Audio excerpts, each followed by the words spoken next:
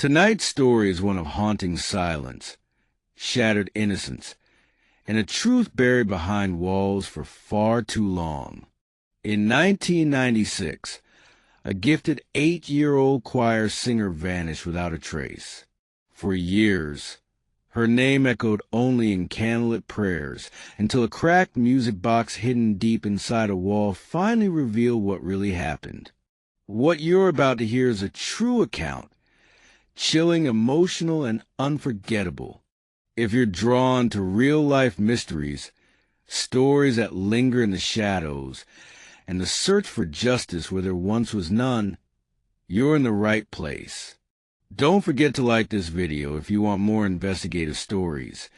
Comment your thoughts below, especially if you think something was missed, and subscribe to the channel so you never miss another hidden truth. She had the voice of an angel and the dreams of a star.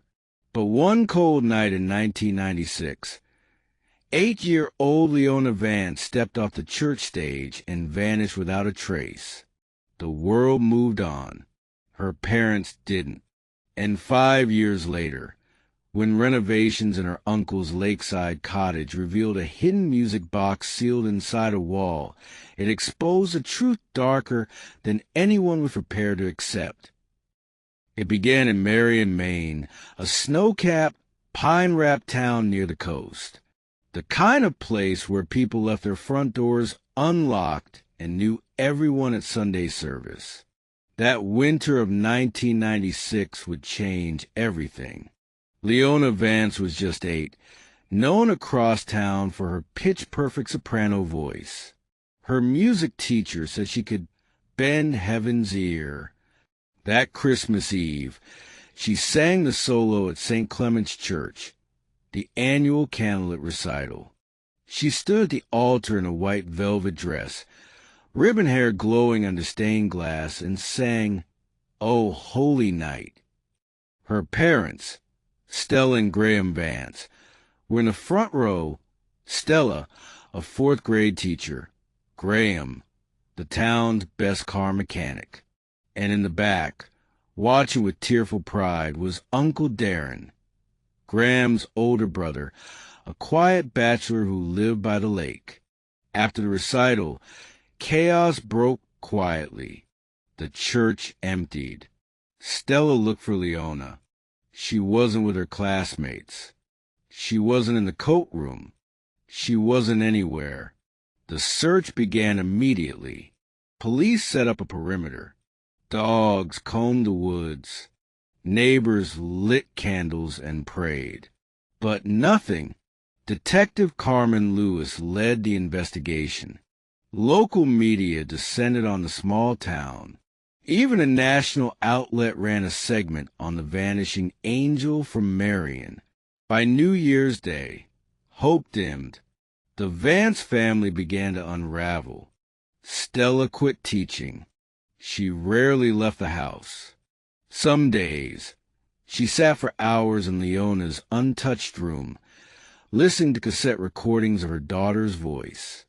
Graham, on the other hand, became consumed.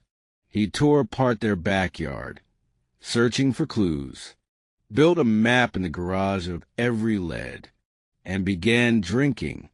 Darren Vance stepped up publicly.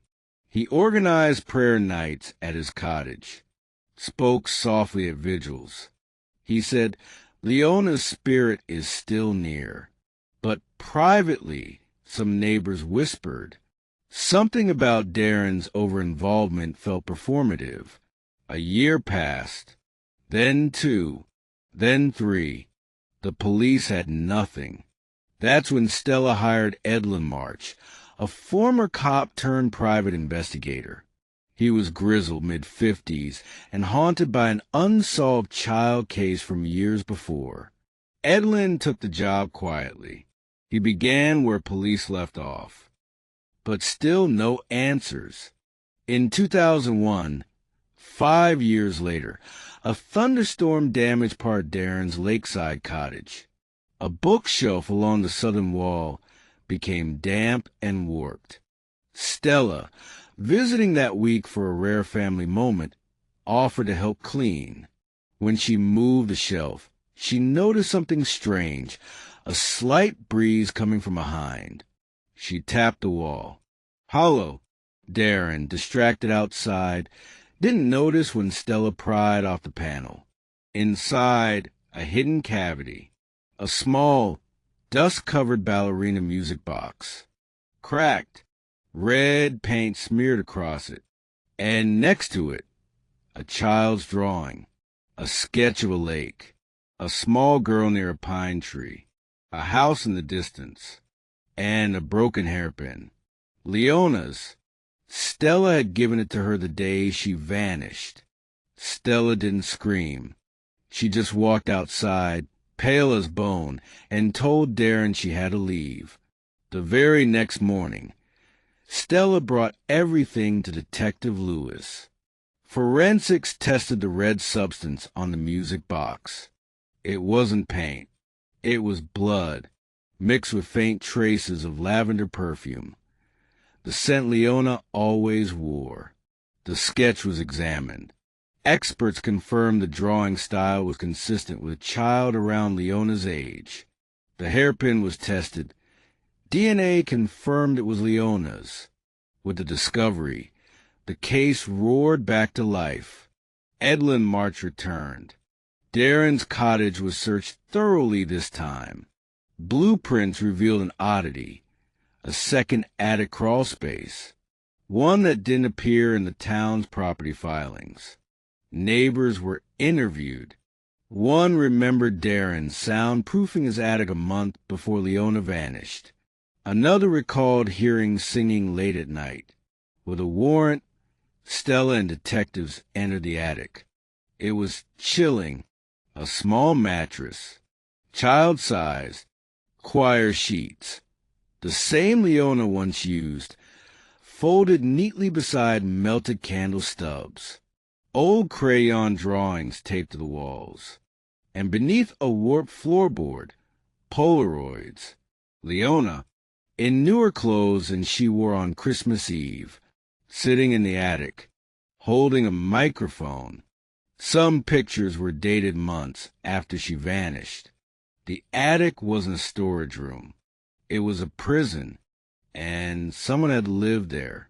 One of the investigators, rotating the cracked music box, noticed a tiny key tucked beneath the spinning ballerina bass. It didn't fit anything in the attic, but in the basement, behind old hunting gear, they found a narrow hatch. The key clicked. The crawl space opened to a stone-walled cellar. Inside, shelves of VHS tapes, each labeled in red marker. Lessons, stage, confession, silence. Soundproof padding lined the walls. The tapes were seized. One was partially reviewed. Leona's voice, singing, crying, and a shadow moving behind the camera. Darren was arrested. He denied everything, claimed he had no idea about any of it, but confronted with one tape, showing him clearly adjusting the camera, he broke. His voice shook as he spoke. She was too perfect for the world. I kept her safe. She was mine to protect. He claimed she got sick. One morning, she didn't wake up. He panicked, didn't know what to do, so he buried her. A search began near the lake. Edlin remembered a dock Darren used to fish from, rarely and only at dawn. Divers searched beneath it. In a sealed wooden box, they found small remains, a lock of hair, a decayed choir ribbon. DNA confirmed. Leona. She had died, likely of untreated illness. There were no marks of violence. Darren was sentenced to life without parole. The trial was swift. Stella launched the Leona Light Foundation, a nonprofit supporting searches for missing children. Graham passed 2 years later, but lived long enough to see justice. The church where Leona last sang installed a stained glass window in her honor. her image with wings, standing beneath musical notes. And Edlin March, older now, attended a small rededication service. As the choir sang Leona's favorite song, he held the music box, restored and cleaned. It played again. Softly, he took her voice, but not her light, and not her story. Leona's voice was stolen, but not her light. And now, her story lives on, not in silence, but in truth. If this story moved you, or if it made you think twice about the secrets that hide behind closed doors, please take a moment to like this video. It helps us share these important stories with more people. We want to hear from you. Comment your thoughts below. What do you think really happened in that attic? And how many stories like Leona's are still waiting to be uncovered? And if you haven't already, subscribe and turn on notifications so you never miss a true mystery brought into the light. Until next time, stay curious and stay safe.